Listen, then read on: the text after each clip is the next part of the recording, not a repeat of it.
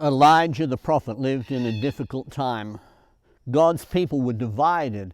There were two kingdoms and two kings. Ahab was the king over the northern 10 tribes, and Asa was king over Judah and Benjamin to the south. Notice what we read in 1 Kings chapter 16, verse 29.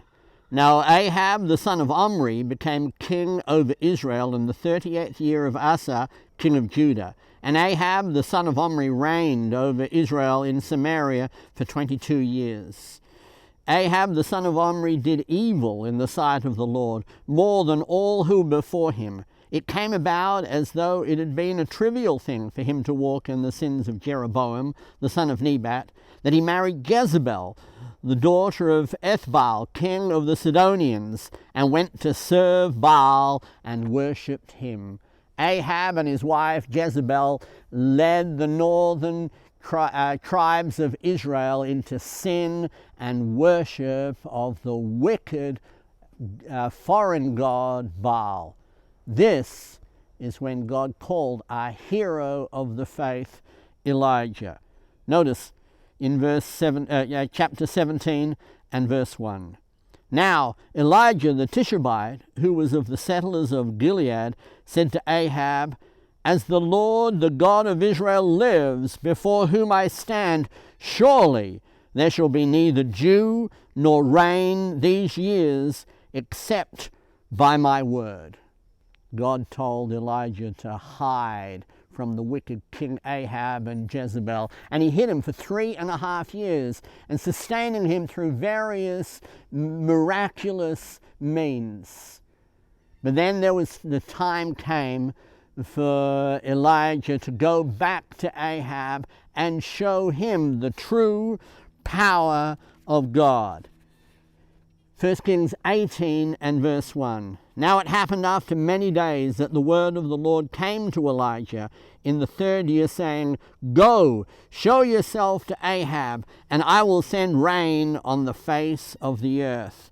And this is exactly what the prophet did. And he told Ahab to collect the 450 priests of Baal and the 400 prophets of the Asherah, and came to Mount Carmel. And there he set them a task. He told them to select 2 oxen and bring wood. And the prophets of Baal were to select one and sacrifice it and lay it on their wood, but do not put fire on the wood, and call for their gods to send fire down to consume the offering. And this is what they did. They called out to Baal, "O Baal, answer us." And they did this from morning till noon, and nothing happened. So Elijah said to them, "Maybe your god Baal is resting. Maybe he's on a journey. Maybe he's asleep. Call out louder to him." And they did. They shouted and leapt and cut themselves with knives from noon until evening, and still nothing happened. Then it was Elijah's turn. He rebuilt the stones of God's altar on Mount Carmel and placed wood on top of it, and then the sacrifice. Then he dug a pit around the altar and ordered that water be poured over the animal, the wood, and the altar, until the whole of that ditch was filled with water. Then he quietly prayed to the Lord. 1 Kings 18, verse 36, it says, "At the time of the offering of the evening sacrifice, Elijah the prophet came near and said, 'O Lord, the God of Abraham, Isaac, and Israel, today let it be known that you are God in Israel, and that I am your servant, and I have done all these things in your word. Answer me, O Lord, answer me, that this people may know that you, O God, O Lord, are God, and that you have turned their hearts back again.'" with that, God sent down fire and consumed not only the oxen, the wood, the altar, and the wall and the water, completely destroying it all. All the people surrounded recognized that there was one God in Israel. Elijah ordered that the prophets of Baal be slaughtered.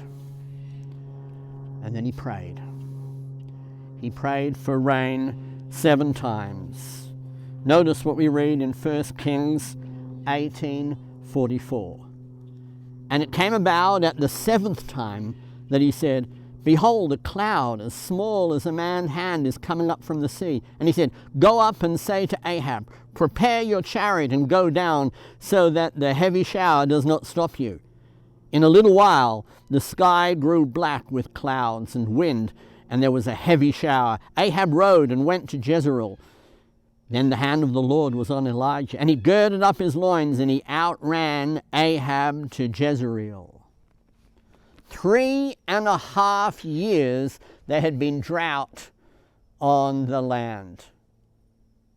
And God waited until he had the people's full attention. On Mount Carmel, he had their attention.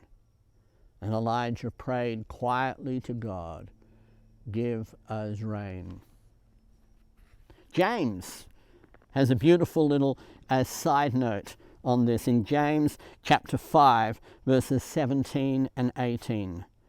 Elijah was a man with a nature like ours, and he prayed earnestly that it would not rain. And it did not rain on the earth for 3 years and 6 months. Then he prayed again, and the sky poured rain, and the earth produced its fruit. Truly, Elijah was a hero of God. But as James says, he was a man with a nature just like us. There was nothing special about the nature of Elijah. He just believed God and was obedient to him. This is how we can serve God and be pleasing to God today. Believe in what he says and do what he says. And we too can be heroes of the faith.